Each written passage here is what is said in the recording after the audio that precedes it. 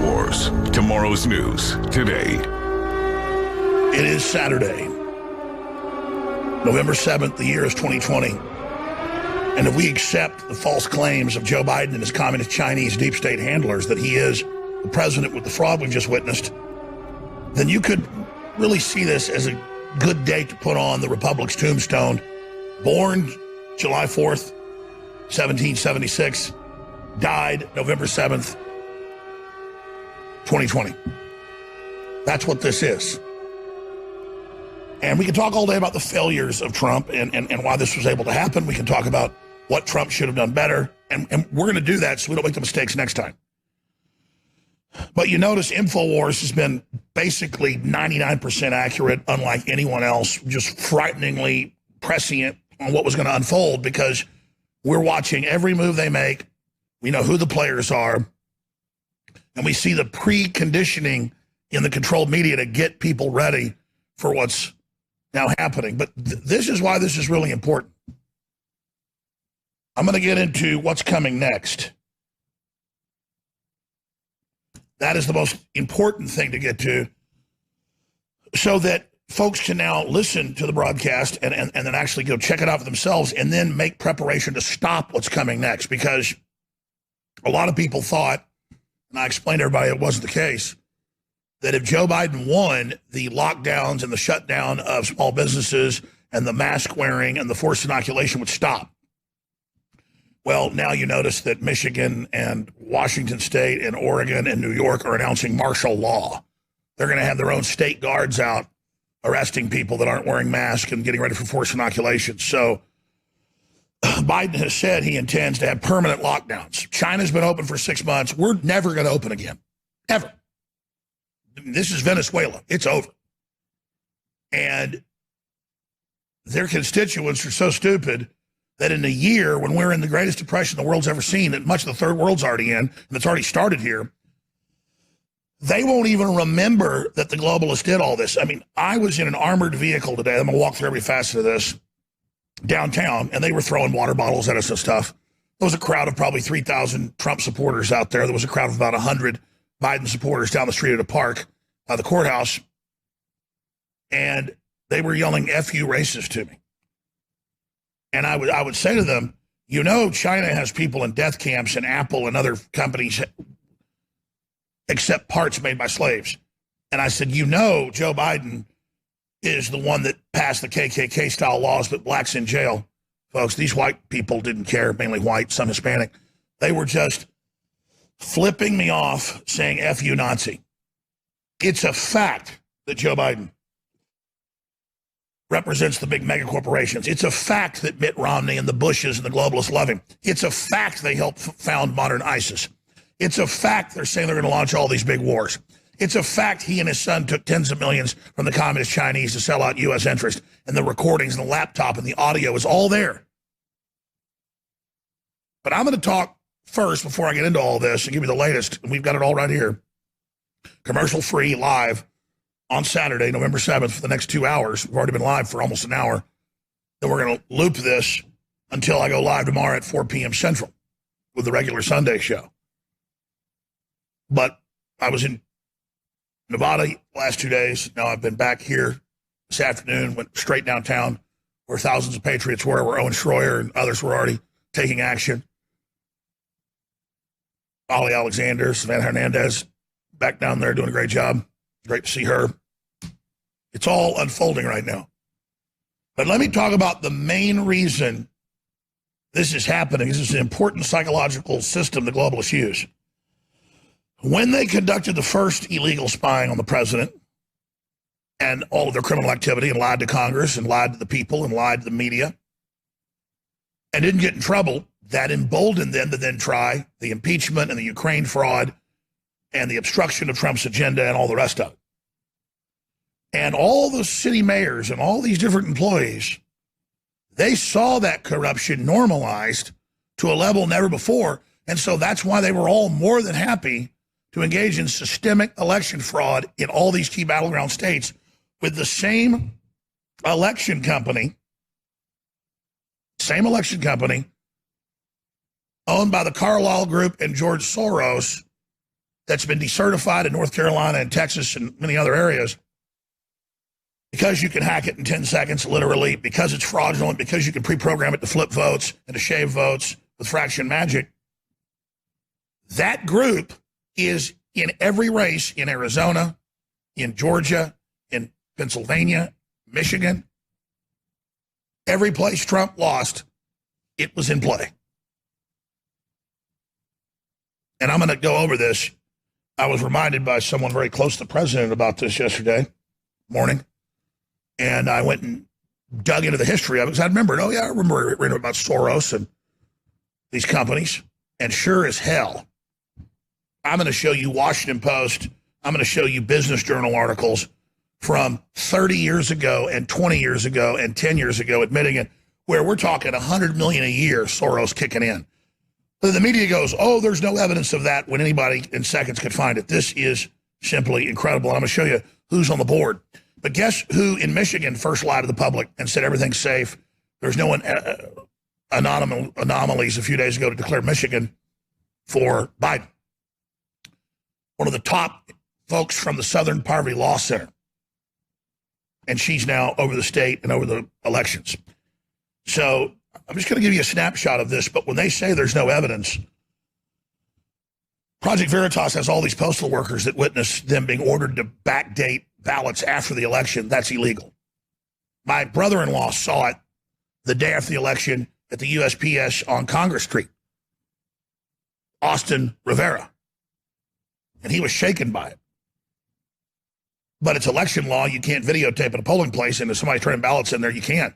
And the workers were taking the 50 ballots. They loved it. And so now we've got all these postal workers. There's a bunch of them that have gone public. They're all being retaliated against. You see, they get retaliated against. I get lawsuits and grand jury investigations. I get subpoenas. I get harassed. I get lied about. These poor guys do. But when you actually commit crimes, like Joe Biden or Hunter Biden, oh, then you're exalted and promoted because you're the good guys.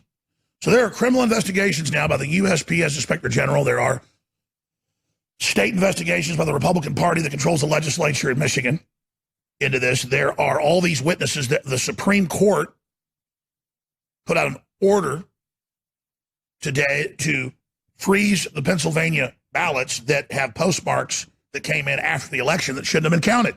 That's the federal law. That's state law.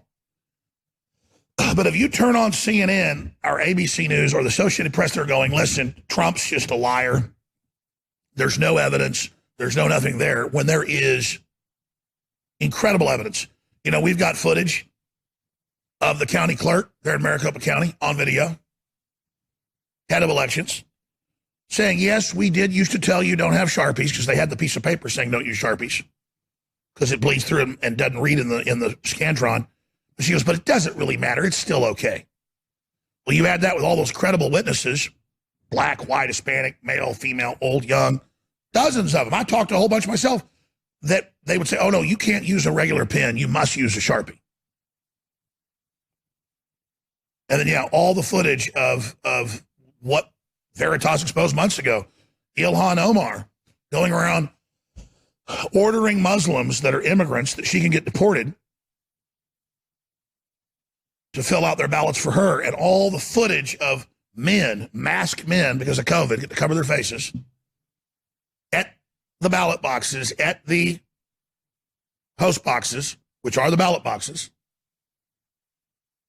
stuffing them in. There it is. Breaking Arizona election official confirms Sharpies discredit ballots. But I don't want to lose the forest for the trees. But if I could go to Arizona, only 2 hours away by jet flight, and I could discover all this, and I could get articles up. The mainstream media was there by the hundreds at that one facility. They didn't show one scintilla of it, not one piece of fact. But the woman's there on tape admitting that. So let's not miss the forest for the trees, though. I want to just announce this, and I'll be very, very clear about this. I don't operate from a Machiavellian manipulative stance of Hegelian dialectics, but I do understand it. And most of the future outcomes of what Biden and Kamala Harris and their Chi-Com globalist backers have done is going to generate supermassive, sustained, iron-jawed resistance to them. But understand this, Biden doesn't run anything. He's just a placeholder. Neither does Kamala. The nasty neocons and globalists behind him are very shrewd and totally ruthless. And they're going to stage false flags in this country and really try to have a bigger race war in the nation, saying whites are inherently bad, to divide off, quote, minorities. They're now the majority, so they will reject the American dream. And it's going to work on some of them, and they're really pushing hard, but it's not worked on them as good as I thought it would. They've been more resistant to white people that have this guilt and that want to genuflect and virtue signal and say that the red, white, and blue and capitalism and guns are racist. But we really have to reach out to everybody and explain this is a foreign corporate psychological warfare operation and really put it into context of where we are. This is the death of America. Now, a country is not like a person. It can be resurrected like the phoenix, the mythical phoenix. But it's going to be really a tough road to go down because this whole COVID lockdown is admittedly about destroying small infrastructure, towns, and small businesses and getting people into debt so that you can be fully controlled and then politically be sent to what they call retraining centers or community college that is really a socialist communist indoctrination center where you are then told you politically have to violently take over and that then you're going to get a chicken in every pot and you're going to get all this money. It's going to be great. This is a formula they've used in over 100 countries in the last 90 years, 100 years. And it's an exact formula. It's a program. And people like the same all over the world. And it's like going to the store and you get pancake mix that all you do is add water. And you get the same pancakes every time. Or you get the type of pancake mix where, you've got to get the eggs and the milk or whatever. It doesn't have that already baked into it. This is an exact path we're on. And that's how we're able to predict this. That's how we're able to walk through all of this. Millions are starving to death in the third world. Their countries are collapsing under the COVID lockdown. They're still locked down there. Then those hundreds of millions will flood us and be organized as weapons against the population. And when you see your way of life being destroyed because of the ongoing systems, and you say you don't open borders, the UN will then announce that you too are racist and bad. And they've got their reconciliation commissions they're setting up that they used in communist China and South Africa. They're talking about they're making a list of Trump supporters. They're going to persecute you. They're going to get you. This is by the millions. And you see the mass censorship now, as we predicted, almost total censorship. No media that I saw carrying Giuliani's press conference. Thank God there's Right Side Broadcasting. Thank God there's InfoWars picking it back up. Thank God you're out there amplifying it. But this is a serious war. And they cut off our communications first. And I want to be clear. The Chinese people are hardworking, really smart folks. But for thousands of years, they've been under imperial rule. And so they've been socially conditioned to be submissive and follow orders. Just like the British used to be extremely violent, and the Romans couldn't conquer them, and they were the most unconquerable, toughest group, the Romans thought. They'd fought everybody. And now they're the most domesticated people around. That's imperial conditioning. So the Chinese have been conditioned for 5,000 years to submit to peer pressure and directives.